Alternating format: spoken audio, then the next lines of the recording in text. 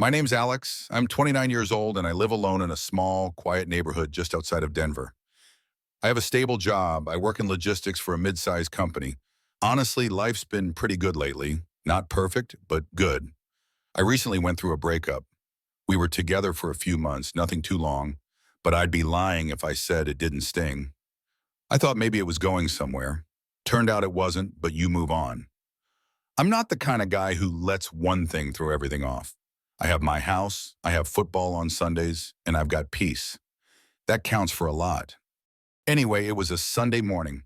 One of those slow, quiet ones where you don't have anything urgent to do, so you finally get around to cleaning up your place a bit. I was in that kind of mood, music on low windows, open just me in a vacuum. I actually enjoy it. It clears my head. Once I finished inside, I took the trash out, just routine stuff. That's when I saw her, Melissa. She lives across the street, always has. She was sitting on the edge of her lawn in an old sweatshirt and slippers, holding a coffee mug like it weighed 100 pounds. She looked, I don't know, like someone who hadn't slept well in weeks. It was the first time I'd seen her without makeup, and she still looked good, but not in the usual way, in a human way. We'd always had a neighborly thing going, nothing more. I'd helped her fix her garage light once. She brought me cookies around the holidays, just friendly. She's married 2 kids, and from what I could see, a picture-perfect family. At least that's what I thought. I waved. Morning, I said. She looked up slowly like she just remembered where she was. Hey, she replied. Then her voice dropped a little. Alex, can I say something weird? I hesitated. Sure, I said. You okay? She shook her head, then looked me dead in the eyes. I can't keep this in anymore. For a second, I didn't know what she meant. I even laughed a little awkwardly. What exactly, I asked, trying to keep it light.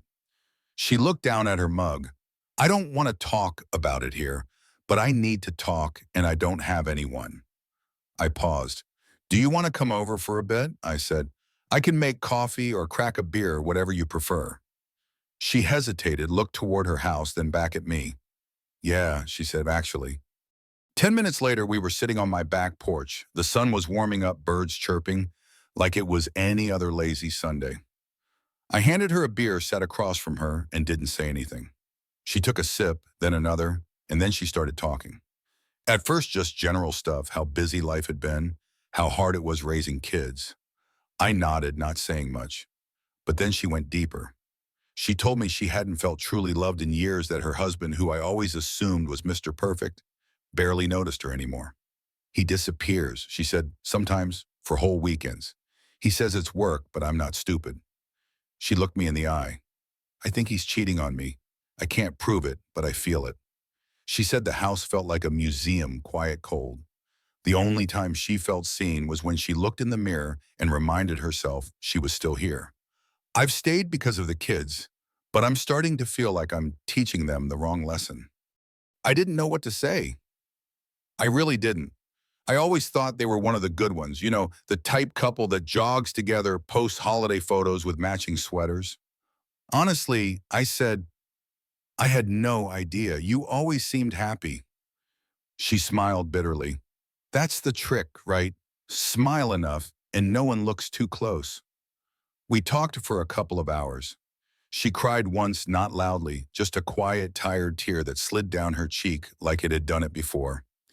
I mostly just listened. Eventually, she stood up. Thanks, she said. I didn't mean to dump this on you. You didn't, I said. You just needed to let it out. That's okay. She nodded, wiped her eyes, and left. I sat there for a while after she was gone, trying to process what I just heard, not because I wanted to get involved, that wasn't my place, but because it reminded me how little we really know about the people living 10 feet away. That night, I didn't turn on the football game. I just sat there and thought. It had been about 2 weeks since that conversation on my back porch. Melissa hadn't stopped by, hadn't texted, hadn't waved across the street, just silence. I didn't think much of it at first. Maybe she felt embarrassed for opening up, or maybe things had calmed down at home. Either way, I figured it was one of those moments that happens, gets heavy, and then passes. I went back to my routine workouts, football repeat. The weather was getting warmer, so I spent more time outside. I mowed the lawn, fixed a leak under the kitchen sink, Even started reading again in the evenings, something I hadn't done in months. But in the quiet moments, I kept thinking about her, not in a romantic way, just wondering. Then one afternoon, I was pulling into my driveway after work, and I saw Ron, my older neighbor from 2 doors down, standing by his mailbox. I rolled down the window and waved. Hey, Ron, how's it going? He walked over, leaning on the mailbox like it was part of him. You hear about the Sandersons? He asked, nodding toward Melissa's house. I shook my head. No, what? He looked around like someone might be listening. She filed for divorce. Papers went in last week, said she's been done for a while. I froze. That was fast. But then I remembered what she said on my porch. She probably hadn't made that decision overnight. Maybe that night when she opened up was just her finally reaching the point of no return. Damn, I said. I thought they were solid. Ron shrugged. Everyone did. Goes to show you, huh? Never really know what's happening inside someone's walls. He was right. You see two people smiling on their porch, barbecuing, walking their kids to school, and you think that's the whole story, but it's not. It never is. That evening, I sat on my porch for a while with a beer, just watching the neighborhood wind down. Kids were playing with scooters. Someone grilled hot dogs down the street. A dog barked at a squirrel like it was personal. But Melissa's house was still lights off, curtains closed. Later that week, I ran into her again. I was coming out of the grocery store when I saw her walking toward her car, a bag of stuff in each hand, her keys barely hanging from one finger. I hesitated, then called out, "Hey, need a hand?" She turned, smiled faintly. "Alex, hi." I offered to carry the bags, and she didn't say no. We walked to her car in silence. "I heard about everything," I said carefully. She didn't flinch. "Yeah, word gets around." We stood there for a second, both unsure what came next. Then she looked at me and said, "Thanks for that day. You didn't make it weird. You just listened." "You didn't make it weird either," I replied. She smiled again, this time a little more real. That weekend, she showed up at my door. I was watching a game, chips and a beer on the table. I wasn't expecting anyone, so I opened the door in a t-shirt and socks. "Hey," she said. "Sorry to drop by. I was wondering, could you help me move the kids' bunk bed? I'm rearranging their room. Feels like something I can control right now." "Sure," I said, without thinking twice. "Just give me a sec."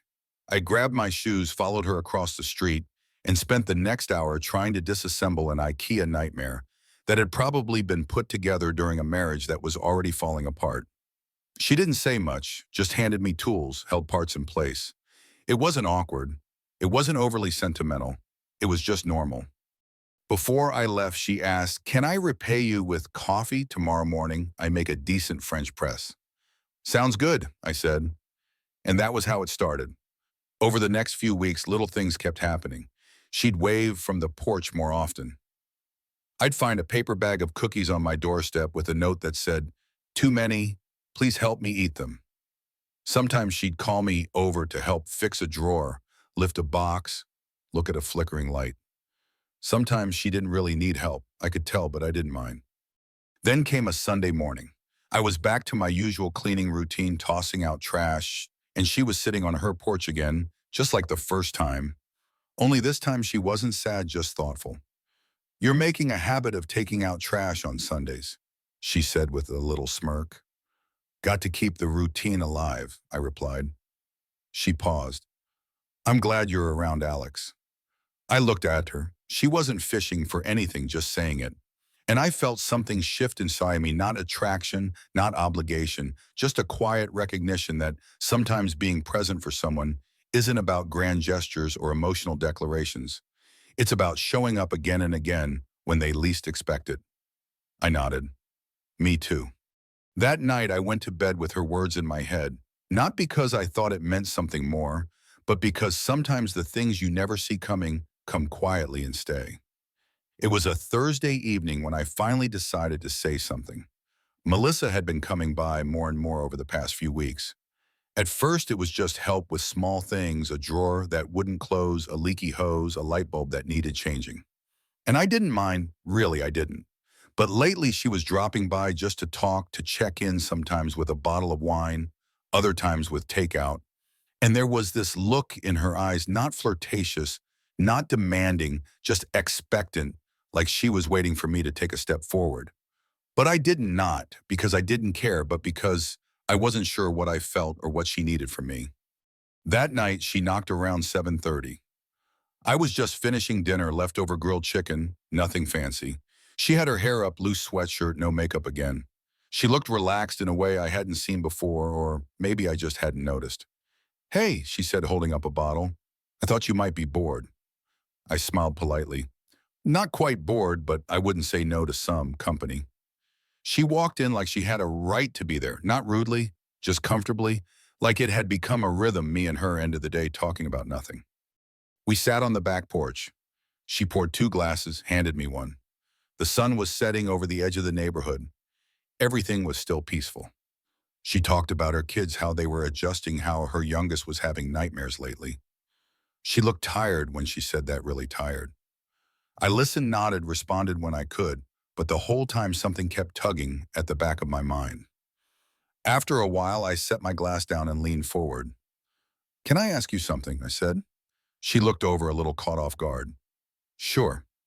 I've noticed you've been around more. I started carefully, and it's been nice, but I don't want to misread anything." Her expression didn't change much, maybe just a little softer around the edges. "What do you think you're reading?" she asked. I said slowly, "You're lonely, and I get that, I really do. But I'm not sure what you're hoping this is." She didn't say anything right away, just looked down at the deck beneath her feet, then back up at me. "I spent the last 6 years trying to be someone's wife, trying to fix everything quietly, trying not to ask for too much. And in the end, I felt like I was the only one even there." She took a breath. "And now that it's over, I'm realizing how much I stopped feeling. I don't want a replacement, Alex. I just want to feel seen again. And when I'm around you, I do." That hit me, not in some romantic movie way, just in a real way. She wasn't chasing anything. She wasn't trying to seduce or manipulate. She was just reaching out in the only way she knew how. "I hear you," I said, "and you're a good person, stronger than I think I realized.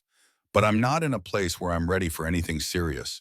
I just got out of something too, and even if it was way lighter than what you've been through." She nodded slowly.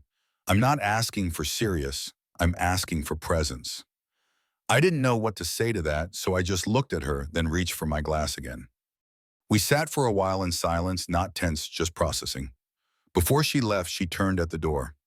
"Thanks for being honest," she said. "You too." She smiled, but it didn't reach her eyes this time. And then she was gone. The next couple of days were quiet. She didn't text, didn't stop by. Her house felt like a closed shell again. And maybe that should have felt like relief, but it didn't. Saturday morning, I saw her in the driveway with her 2 kids packing groceries into the trunk. I waved. She waved back, but it wasn't the same. I told myself that I'd done the right thing, kept boundaries, stayed clear.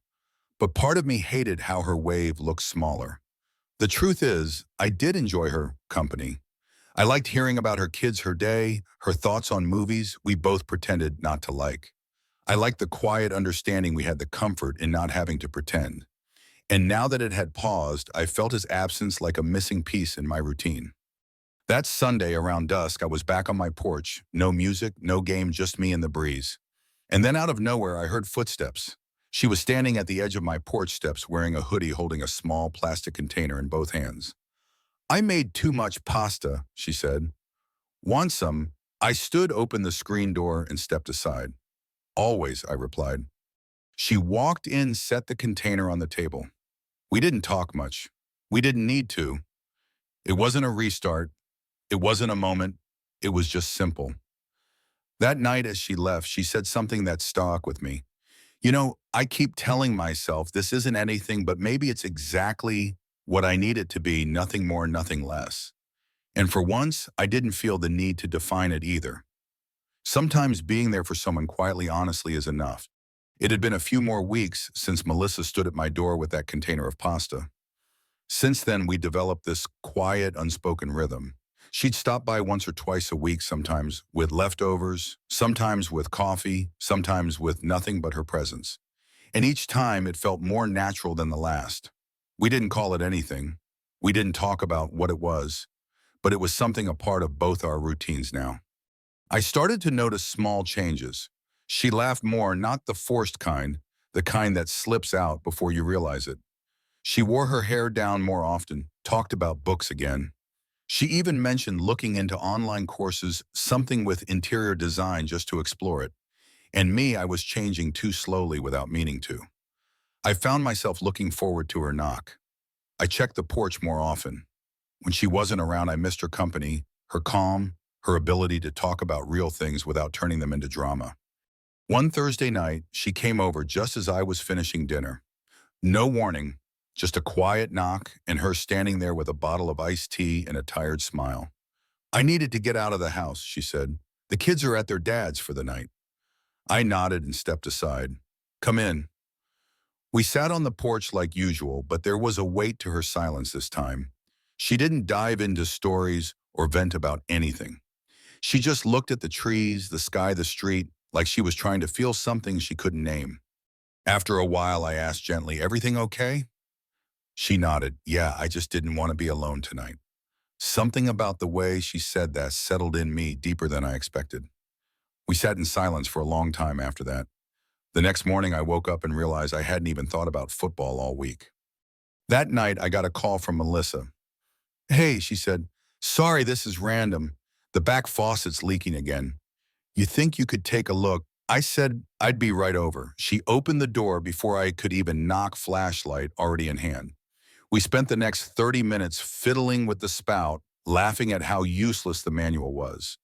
At one point, she leaned in to hold the base of the faucet steady, and for a moment, we were just close, not in a romantic way, just two people working together, comfortable in each other's space.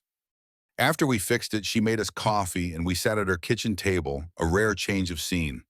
The place was quiet. The kids were already asleep upstairs. The house, though the same one I'd seen for years from across the street, felt different, inside lived-in, personal, real. We talked longer than usual that night about things we hadn't touched before, childhood memories, regrets the people we used to be, and the people we were still trying to become. At one point, she looked at me and asked, "Do you ever feel like you've been drifting through your own life?" I thought for a moment, then answered honestly, "Yeah, especially after the breakup. I kept telling myself I was fine, but some days I catch myself staring at the wall for 10 minutes without even realizing it." She smiled sadly. "That's exactly what it feels like I've been living sideways for years." I didn't respond. I didn't need to. We just sat there in quiet understanding. That weekend, something shifted. She started texting more little things. "Found this song, thought you'd like it. Do you know a good place to get shelves installed? Do you want to come over? I made too much spaghetti again." And I didn't push back. I replied, I went, I stayed longer. One afternoon, I was at the hardware store getting a part for my shed door, and I saw a set of garden lights on sale. I thought of her backyard, how dim it always looked in the evenings, and I bought two sets without thinking. That night, I showed up with the lights and a drill. "I figured your kids might like a little glow in the backyard," I said. She looked at me like I'd handed her the moon. "You didn't have to." "I know." We installed them together. The kids helped. By the time the sun went down, the backyard was lit with a soft, warm glow that made everything feel softer. Her daughter hugged my leg before going back inside. Her son asked if I'd be around for movie night on Friday. And Melissa, she just looked at me with something unspoken in her eyes. That was the moment I realized I'd crossed a line I hadn't meant to, not a romantic one, an emotional one. This wasn't just helping a neighbor anymore. Later that night back at home, I sat on my couch and thought about all of it. About her laugh, her stories, her quiet way of sitting next to me without needing to fill the space with noise. And I realized something uncomfortable. She was starting to matter to me more than I planned, more than I thought I could let happen again, especially not with someone whose life was so full of real weight, real responsibility. Two kids, a divorce, years of pain. I wasn't sure I could carry any of that. I wasn't sure I should even try. But I also knew one thing for sure: I wasn't ready to let go, not yet. Summer slowly gave way to early fall. The neighborhood shifted with the seasoned trees turning gold at the tips, kids biking to school in light jackets, porch lights coming on a little earlier each night.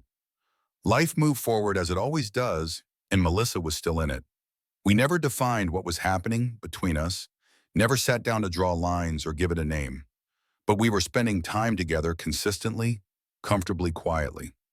She'd stop by after putting the kids to bed. I'd swing by her place with groceries or tools or just because she asked. Weekends blurred into late nights, coffee into dinners, dinners into long conversations on the back porch. We weren't dating, but we weren't strangers. And whatever it worked for both of us. Still, there were moments where I found myself pausing, questioning where this was going. I'd look at her and wonder, am I ready for all of this? The answer wasn't always yes, but it wasn't no either. One Saturday afternoon, we were in my backyard putting together a used fire pit I'd picked up off Facebook Marketplace. Melissa was reading the instructions upside down, making sarcastic comments. The kids were with their dad for the weekend. It was just us. At one point, as I tightened a bolt, I looked over and said, half laughing, "You know, I didn't think I'd be spending my fall evenings building backyard furniture with my neighbor." She looked up and smiled. Neither did I, but here we are. And just like that, I realized how natural it had all become, how much space she'd filled in my life without forcing it. She didn't demand attention. She didn't ask me to be more than I was. She just showed up. And somehow that had been enough to pull me closer than I'd ever expected. A few days later, we were sitting at her kitchen table after dinner. The kids were upstairs half asleep. The dishes were still in the sink. I was sipping coffee, scrolling through my phone, and she was just sitting there watching the rain outside, and she said something out of nowhere. "You know, sometimes I forget I'm not married anymore." I looked up. "Not in a bad way," she continued. "Just I spent so many years defining myself through that relationship, through what I was supposed to be wife, mother, fixer, and now I'm just Melissa." "That's not just anything," I said. She looked at me and smiled, the tired kind that carries more than words can hold.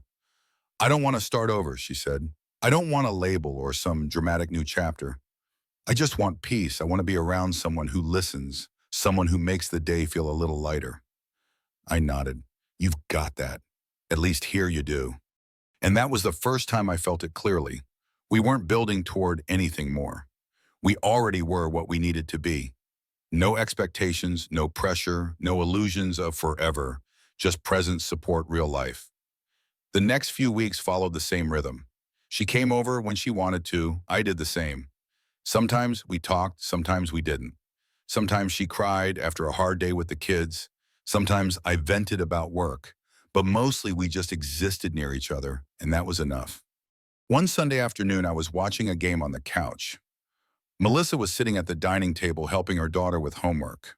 Her son was on the floor building something with Legos. The house was louder than usual, a little chaotic, but it felt warm, lived in, strangely right. Later, after they left, I sat there in the quiet and I thought, I don't need anything more than this. I wasn't in love, not the big cinematic kind, but I cared deeply and I knew she did too. We never kissed, never held hands, never crossed that line, and we didn't need to. One evening as she was leaving, she paused at the door and said, "Thank you for not asking for more than I can give." I replied, "Thank you for giving exactly what I needed." That was the last defining moment. After that, it was just life ongoing, simple good. Now months later, we're still here. She still lives across the street. We still see each other a few times a week. Her kids still call me Alex from over there. Sometimes she brings over dinner. Sometimes I drop off extra groceries. No one in the neighborhood asks questions. They probably don't need to because sometimes relationships aren't about labels or outcomes. They're about timing, respect, quiet connection. And sometimes not everything has to become something more. Sometimes this is enough. The story of Alex and Melissa teaches us a profound lesson.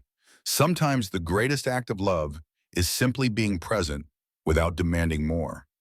Alex, a young man navigating life after a breakup, became an unexpected anchor for Melissa, a neighbor trapped in a crumbling marriage.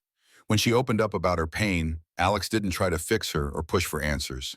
He listened, offering a safe space where she could breathe again. Their quiet, undefined connection, built on shared coffee, small favors, and honest conversations, shows that relationships don't always need labels or romance to be meaningful.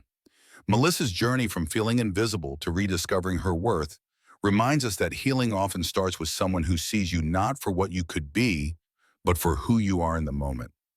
Alex's choice to stay present despite his own uncertainties teaches us that showing up consistently without expectations can transform someone's life and our own. Their story is a reminder to cherish the quiet connections that grow naturally, to offer kindness without agenda, and to embrace the beauty of relationships that don't need to be more than they are. So be there for someone, even in the smallest ways. It might mean everything. Have you ever found or offered a quiet connection that changed someone's day? Share your story in the comments. I'd love to hear it. If this moved you, subscribe and join our community for more stories of compassion and human connection. Let's keep inspiring each other to stay present.